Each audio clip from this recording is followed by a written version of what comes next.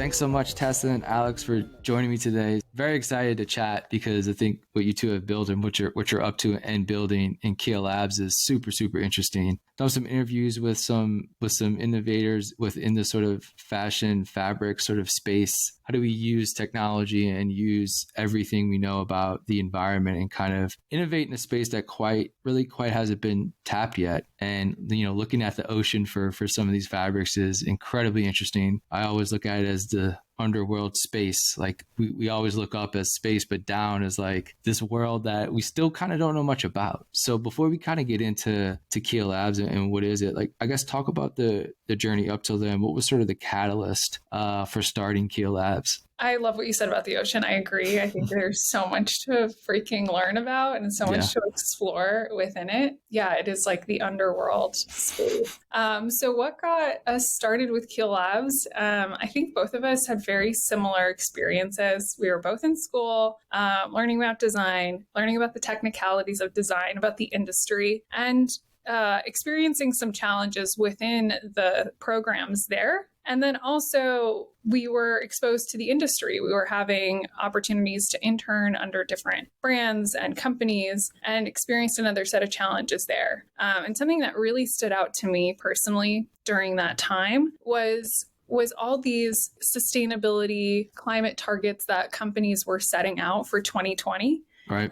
To accomplish. Yet I was like, how are they ever going to reach these targets when they don't have the raw materials they need in order to make more sustainable products, specifically on the design side? And it just seemed like a white space. And it was like, okay, well, if we don't have access to these materials, I guess we have to make them ourselves. Tessa, do you want to jump in and kind of collaborate off that? Yeah, absolutely. I mean, I of course second all of that. And I think that one of the really unique things about our foundation is the fact that, we have this background in design. And as we were kind of looking at all of these problems, looking at the challenges that face our planet and the industry as a whole, initially when we came together, it was really about the analysis and at least for me from a bit of a selfish perspective. So if I'm going to have to work as a designer and acknowledging the role that plays in this kind of convoluted global landscape, what would I need to do that with confidence? And how would I do that within my team, within my industry? And one of the things that I think we were seeing, especially at the time, really inspired by was all of these new companies that were coming up and proposing new ideas and showcasing new materials for the textile and apparel landscape. However, as we're kind of doing this longer analysis, really seeing that, a lot of these things tend to come out of labs and then figuring out, okay, how do we take this innovation and put that into a product and put that into the industry? Versus where we kind of wanted to look was, what do we need to occur? What are the parameters that need to be maintained in order for change to really happen, not in 30 or 50 years, but in a year or in 2 years or as fast as possible? And so I think that it was a really fun experience, even just to start with, to say, if we keep all of these boxes the same, what is the smallest amount of change that will create the largest amount of impact? And we didn't go into it necessarily looking at the ocean and saying, okay, let's look at the ocean and see what we can do with it. It was, let's look at the industry, see what needs to stay the same, and what are the problems that we have today, and what is different. The ocean is a brilliant place. It just so happened that it was the only logical thing that made sense for the goals that we had. That was what my next question was going to be, is like, how did y'all decide on the ocean, right? Because I think, like you said, we've seen there's a lot of brands in the textile space looking at on land, let's just say plant-based materials or, recycled or biodegradable. Like there's all these different things that are mycelium is super interesting. But what made you look at the ocean as even an idea or even something that was possible? Was it did a video pop up? Like, was it something you read? Like what? I would never even think of looking, right? Like seaweed fabric is just not something that is top of mind, I don't think. I think it was a few different angles. Like we knew, as Tess said, we knew what we wanted to accomplish. We weren't trying to reinvent the whole industry. We wanted to work within some of the challenges we were seeing from other companies was they were developing a product and then they were also developing a new system around it. And we wanted to specifically just develop the product and work with the systems that were already in place. And as we were looking at what raw materials we could work with, we were just absorbing information at this time. We were learning about like the impacts that certain materials have today, and how most of them are land-based. And we were also looking at what raw materials are like at scale right now and that we can access. And so those two factors eventually led us to exploring a number of different raw materials, and seaweed ended up being the one that helped us achieve what we were after. Why seaweed? I'm happy to jump in here, and this could be a whole 10-hour conversation if you really wanted it to be. But, I think thinking about, what the landscape is, and as Aleks was saying, what scale looks like, when we looked at the problems within the industry, you're really looking at two primary sectors. You have synthetics, which are usually polyesters, and you have naturals, which are really primarily cottons. Both of those things have a plethora of diverse but negatively impactful use cases or processes that are required. And so when we were thinking about, okay, if we don't want to use tons and tons of water, literally, for a kilogram of material, if we don't want to have microplastics, if we don't want to degrade our land, what doesn't do that? Well, seaweed doesn't. It doesn't require water. It doesn't require fertilizers. It doesn't require pesticides. There is no runoff. It does clean the ocean. There are all of these beneficial properties that it has. And for us, it was like a lightning, what is it? Not a lightning bolt. A light bulb. There we go. A light bulb. Yeah. It's like a light bulb in terms of there's this beautiful organism that negates the entirety of the negative impacts that we're seeing within the industry and the materials that we have. Why would we not use that? Was there anything to go to look at to know that, I guess, seaweed was capable of, I guess, being a textile, right? Or being a fabric? And like, how would you even know that seaweed was able, I guess, to be sort of a textile? I'll use the word textile just because there's not another word quite yet for us to describe it, I guess. But like, it's fine. You're right. There's a lot of stuff in the ocean, though, right? I mean, there's all kind of living organisms in the ocean. What was it about seaweed that you even discovered that it had maybe this ability to kind of transform itself into fabric? Yeah, this is where we had to like take off our designer hats and put on our hats. So first of all, we were looking for stuff at scale. Like what is something that we can, buy off of a large, well-known marketplace super easily. And it's not like a specialty product that's super expensive and you have to go through, crazy loopholes to try to get it. And I think our overarching mission as a company is around simplicity and around focus. And although there's so many amazing and incredible innovations in science, in biotechnology, in synthetic biology that are creating incredible new technologies that are also necessary, what we see our jobs as is let's change a system quickly, easily, cheaply. And so seaweeds and various polymers that are extracted, as Aleks was saying, at scale around the world, there's existing research, there's existing test studies, there's plenty of use cases in similar and adjacent areas. And so for us, we're like, great, there's already this foundational system. We're not reinventing the wheel. There's small tweaks and modifications that need to happen in order for that to function within the textile supply chain. But overarchingly, like, this is not the discovery of gravity. We're not needing to really, shake everything up there, when really our goal is how do we create impact? And let's do that quickly and easily. And so luckily we were able to tap into both that market and that existing research and so many experts in the area that have been able to help and guide the evolution of the product itself.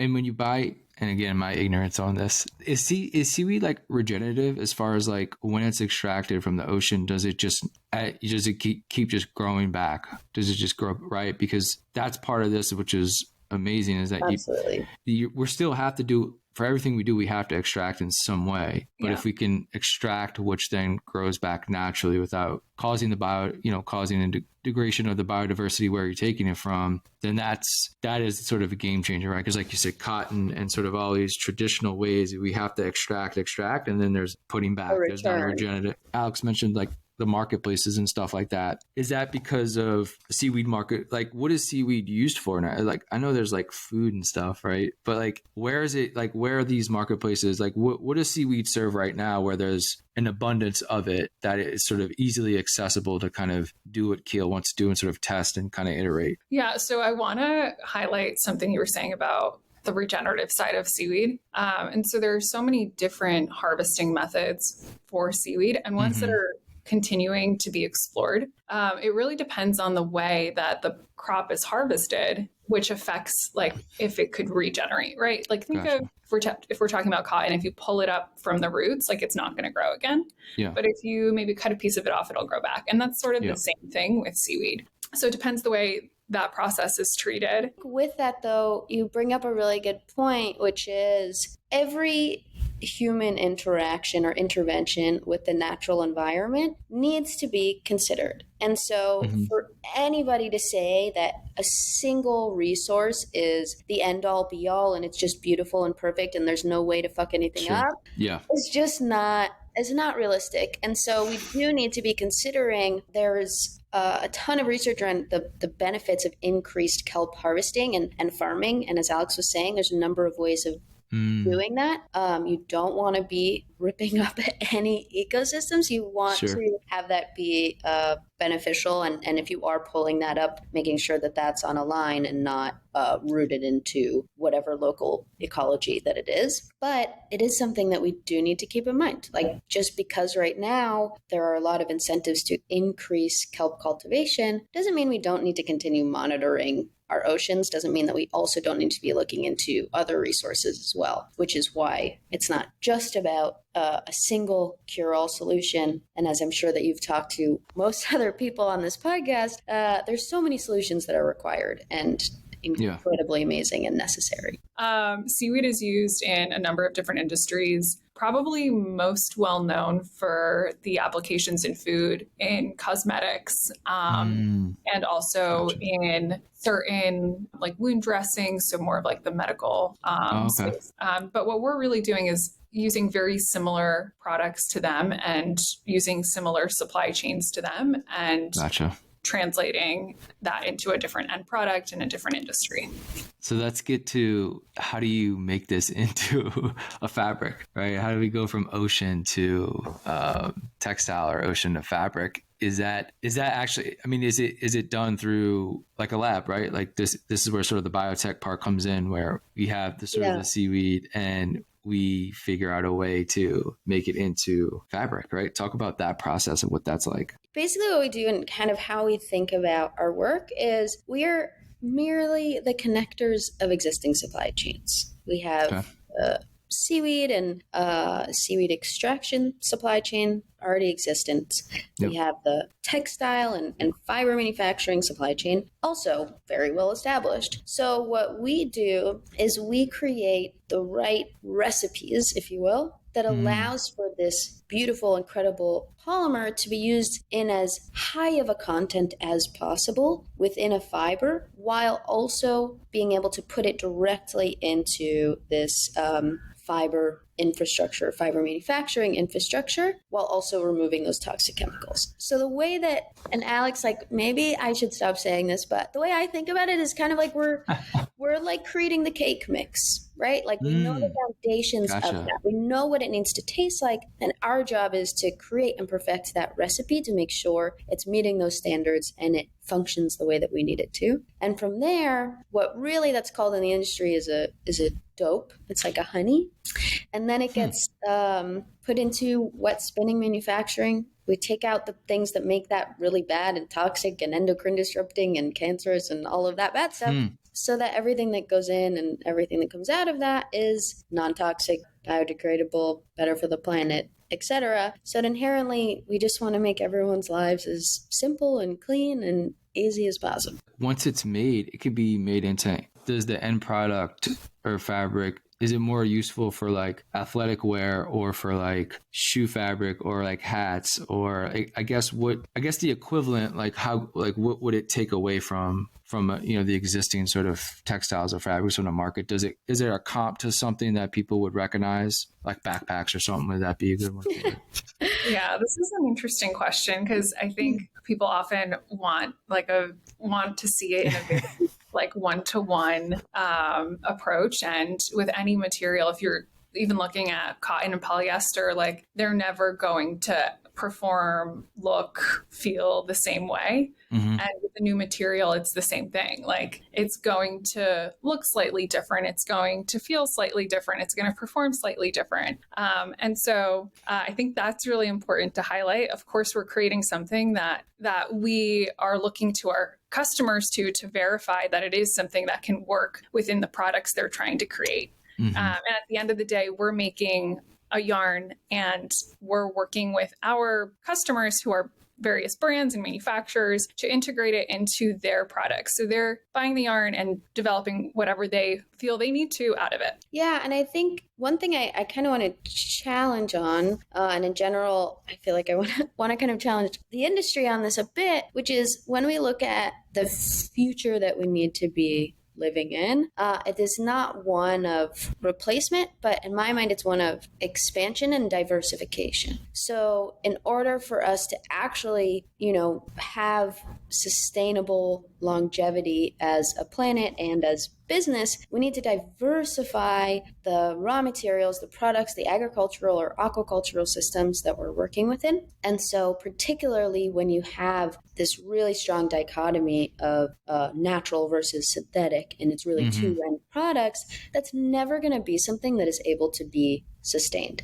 And so our ambition and what we're really seeing from other companies as well is, for us, we're looking at naturals. That's, the thing that feels and looks like home and it's really interesting and comforting in many ways, but it doesn't have to be one or the other. I think cotton still can be done in cultivated in positive ways, but that doesn't mean that seaweeds can't as well. And so when we look at naturals, we want to expand the market and not replicate what's currently not working. When y'all were thinking of like business models, was it always, hey, let's make the yarn or the recipe, so to speak, and sell that to existing brands and have them implement it in any way they can? Was there a thought of, hey, let's, create this and create our own sort of, one-off product and have this sort of vertical integration with everything we do? Talk a little bit about the current business model and maybe what kind of decisions were made early on to kind of go, this sort of B2B route. And when we were first starting, as a designer, especially then more so, that selfish want of just wanting to have your own and design it for yourself and just use it for yourself felt really good. Yeah, that'd be tough for you. Yeah. But when we were looking at the goal, it wasn't about what do we want as people. It was for all designers and for all consumers. How do we help people not have the same problem that we have? Mm-hmm. How do we help people actually have access to something that is better? And rather than, again, just increasing the amount of materials and the amount of production and the competition between consumer products, let's help the people that already are doing it and that are doing a good job of it convert that system so that not only is that less of a hurdle for us, but we're actually beginning to solve a problem versus maintaining the current systems. What part of the timeline are we in right now? Is there sort of product being made, had like testing and, working with brands and actually creating something from this? Like, I guess where are we all in the Keel timeline as of right now? Aleks, you want to jump in? So we've been at this for a little over 5 years now. And through our journey, we've experienced COVID, we've experienced moves, we've experienced, like a bunch of successes and a bunch of challenges. Yeah. And where we are today is with our technology and our product development it's just an amazing place to see. Like we would have never imagined this 5 years ago, but we have a product that we're super excited about, and we're just starting a couple small pilots with brands that we really trust and vet and really want to work together with in the long term. We want to make sure that the people we're bringing on are not these short-term projects, but really long-term, long thinking, and very impactful. I like to kind of end with each one of you kind of goals and successes. I guess it's tough because you could have certain things and then certain things happen, right? Like, I mean, COVID's obviously, hopefully, a once in our lifetime sort of type of event. But I think goals and successes are sort of important to have. And Tessa, we'll start with you. When you look at maybe 3 to 5 years, almost the same timeline that you've had so far, what does that next 3 to 5 years look like for goals and successes for you and the team? Yeah, I mean, I think that, as you're saying, like, it's so both incredible and astonishing how quickly time passes.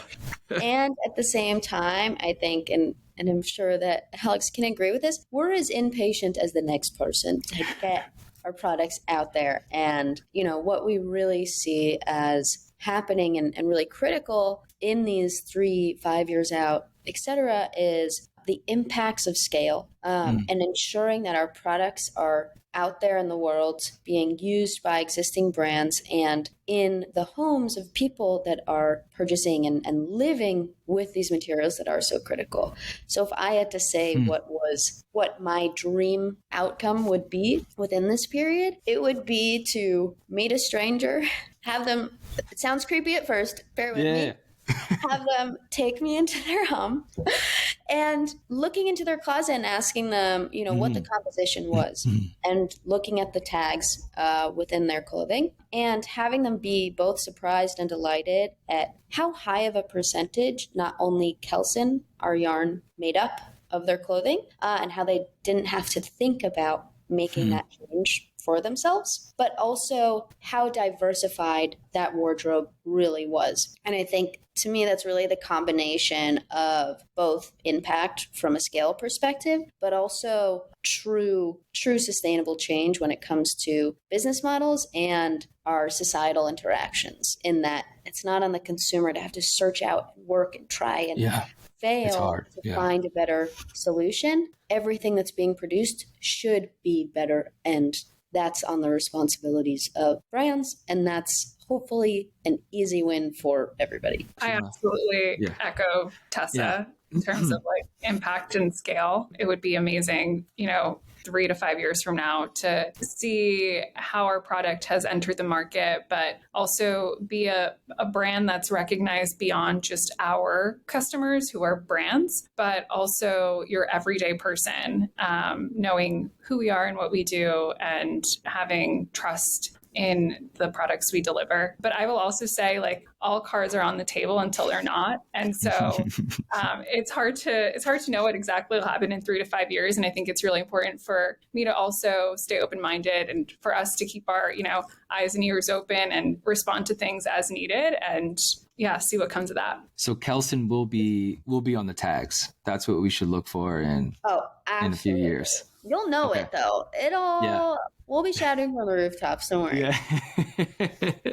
No, that's amazing. Well, thank you both so much for taking the time. I know you're busy. You got a lot on your plate, building something in a crazy massive space that has so much room for, like we talked about earlier, you could still have these organic cottons and these organic naturals that sort of live now within the ecosystem. And then there's enough space for these new innovative ways to look at these regenerative products to come in and kind of really add that less anxiety for consumers. Because I think that's what it comes down to, is like consumers have all these different choices, overwhelming, and there's all this anxiety. It's just like, if you take that away, right, and you can team up with these brands at scale to where you don't even have to second guess it, right? You no longer have to even like look up fast fashion or look up like these brands that are detrimental to sort of the environment, that you just know that this is the foundation for everybody, right? This is the industry that we're now in is this is the baseline. So